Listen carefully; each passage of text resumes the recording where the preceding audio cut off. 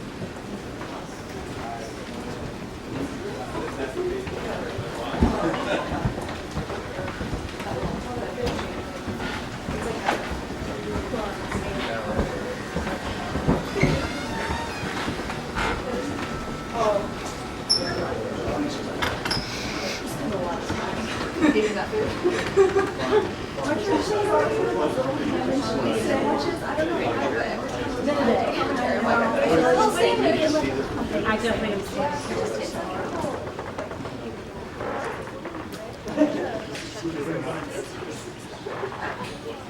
So if everyone wants to sort of spread out, they can get behind their favorite console and you can pretend like you're a flight controller flying Orion.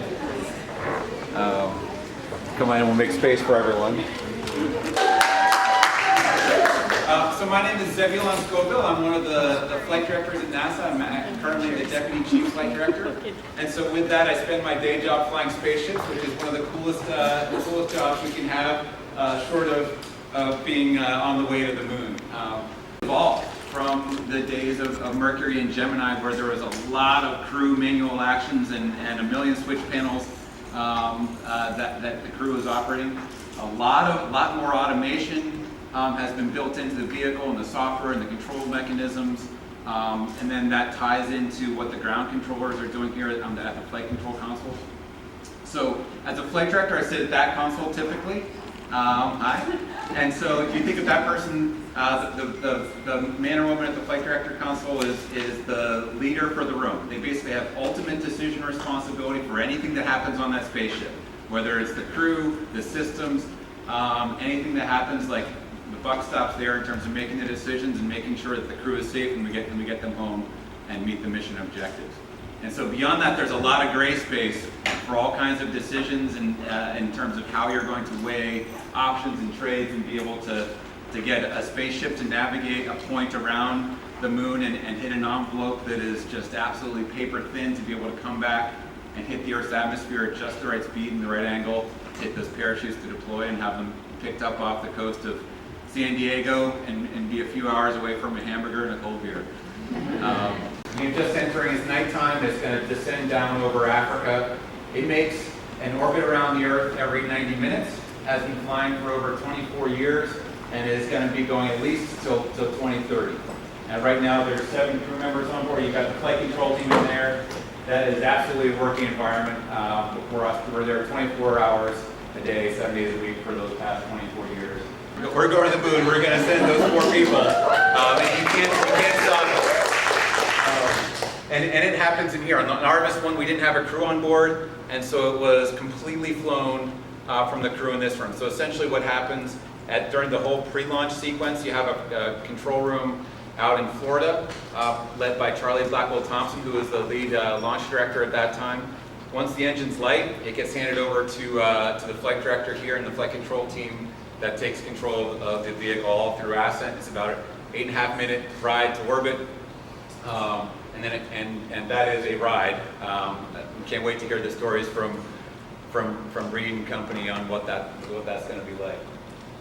From there, looking at what Artemis 2 is going to look like, we're doing a pretty different mission profile. On Artemis 1, they had a pretty quick turnaround from that first ascent. They had to fire an engine which brought them out to the moon, and then they went into this complex distant retrograde orbit.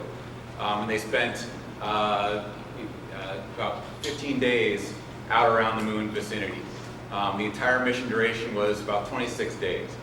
This is going to be a 9-day mission, but this is really a shakedown of the vehicle, of the crew systems, to show that this is a vehicle ready to take the crew and to be able to go on to the next missions for Artemis 3 and Artemis 4 and so on. So what we're going to do on this mission, after ascent, we'll make a lot of fire coming out of the back end of the rocket, bring them up. After the main core stage engines cut off, we then have what's called an interim cryogenic propulsion stage. This is a second stage booster which is going to extend it to a highly elliptical orbit.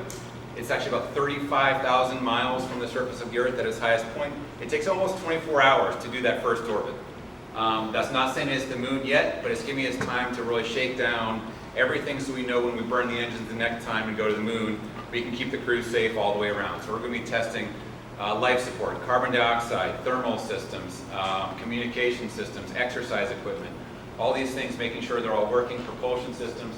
And then we're going to light the engines. At this point, the Orion will have separated from the ICPS, and it'll do the last little nudge to push it out towards the moon. At that point, that burn as we leave Earth is actually our re-entry burn. A lot of times when a SpaceX Dragon or a Soyuz comes home, the re-entry burn is 20 minutes before landing. In this case, it's going to be the re-entry burn is as we actually leave, and it's a free return direct trajectory that brings it around the moon and then back off to the coast of the Pacific. So that's what this mission is going to look like, and it's going to be exciting. I can tell you some stories from Artemis 1. I was not a lead by any means on that mission, but I was able to do a few of the coast shifts that weren't launch or entry, weren't doing major burns. And we come in and we figure out how to optimize, kind of how to get as much data to the ground as we can. How can we, because the communication links are much more limited going to the moon once we get away out of low Earth orbit. And so we wanted to get the video down, and I think many of you probably saw some of the streaming video we brought down from the moon. The first time was we saw that moon get closer and sort of fill in the entire field of view, and we saw the Orion in that picture, and we could sort of come around and look back, and we saw Earth as a small dot behind the moon. Let me just tell you, there was a moment of revered just awe and silence in this room as the most seasoned flight controllers have been spending their career working on this. To just see that moment, we were as gobsmacked as I think everyone probably was. So I've been talking a little bit. I can talk a little bit about what these consoles are. I talked about the flight director. On Artemis 2, we get the first time we get a Capcom. That's kind of the capsule communicator. They are the voice of mission control. So all the technical jargon and trade decisions that get discussed on the loops here, Capcom has to translate that into an easily packaged, understandable message to communicate to the crew. We've got flight activity officer. That's the person sort of planning the entire day, the entire schedule, where all the events and all those items are happening. FIDO is person that is flight dynamics officer. They're leading us out and picking the exact trajectory that capsule is going to take, figuring out exactly where those burns need to go. G&C keeps us flying straight and level, so you got a point to make sure your solar arrays are getting enough light, your capsule's getting thermally conditioned correctly, you've got an antenna that can point to Earth, and so I can go on. You can see that each one of these consoles is managing a specific system, and they are the experts on this system. They'll have background support that are sort of leading up to them, but each sort of the critical functionality that you can imagine in a spacecraft is all being managed through these. That communication leads up to, as I said, the flight director. We make a decision, goes to the Capcom, gets to the crew, and we make it work. Yeah, questions? Go for it. What types of do you want to work here, or what types of background? Yeah. So if you couldn't hear in the back, what kind of degrees or what kind of backgrounds do people need to work here? I would say STEM is the number one first step, but that can take many different forms. And we have everything from a civil engineer to a biologist to a biomechanical engineer. The extent of STEM is probably as wide as the extent of flight controller background. Some people have military, but that is definitely not a majority in this room at all. It's actually a pretty small percentage that come from the military, but there are some. Do you prefer a hands-on degree or mathematics and statistics or something that has a heavy math background? It can be pretty diverse, right? It doesn't necessarily have to be, I have going into deep theoretical particle physics to be able to, that is not necessarily a discriminator. Really, it can be as broad as the STEM background. So I want people to be able to find what they're interested in and pursue the heck out of that. rather than saying I've got to be a, as I said, particle physicist to get this from that. We're looking people that are pursuing their passion. Broaden your experiences. Like, I scuba dive. I go climb mountains. Go ride a bike. How do you put yourself in situations where you have to work as a critical team, as a highly functioning team, and be able to solve problems together? And that can take many different forms. A firefighter can have that kind of form. Now we want to be able to back that up with the educational STEM background, but you can find that kind of experience that really pays off to sort of how to solve problems and work as a team. Yeah, Blake, what's up? As flight director, did you sit any other consoles prior to your assignment? Yeah, I actually, so we don't have one in here for the setup in here, but I was in the EVA group for 14 years prior. So that's the spacewalking group that sort of manages and trains and executes the control of the spacewalks. It was a great time. As I said, it was from 2000 through 2014, and we were building the space station at the time, so we got a lot of action at that console. Yeah, in the back. What is your favorite memory while sitting on the console, whether that's the EVA or the I have to pick just one. I can't do it. I can't do it. So the thing is, like, there's kind of the moments that you're in. You're like, this is amazing. This is going to be one of those moments that like the world is watching. And so I was the lead flight director for the Demo 2 mission, which was Bob and Doug's mission, the first Crew Dragon capsule. And being able to see that launch, and then I actually have pictures of me. They're doing a press conference in the back as they're floating the cabin. They made it to orbit. And the room sort of cleared out, and I took a picture of myself with them in the background. And that ascent was one of the most both terrifying and rewarding moments after the years leading up to it. So those are kind of the good successes. I was on console when the ISS lost attitude control.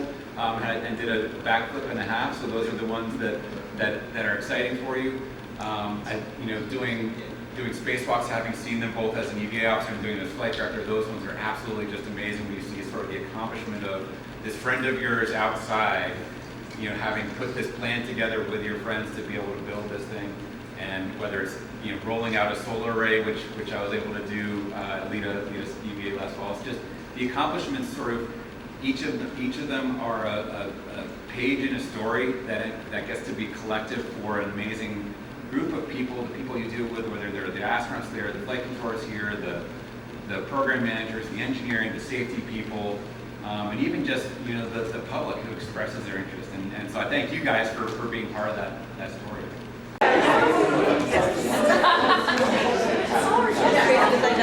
Mission control and say, what got me here is pursuing your interest, pursuing my passion, and STEM is where it can start. Like that opens up the doors to space, to engineering, and to Yeah, like different, several for different. No, I know you do. this is cool. I feel like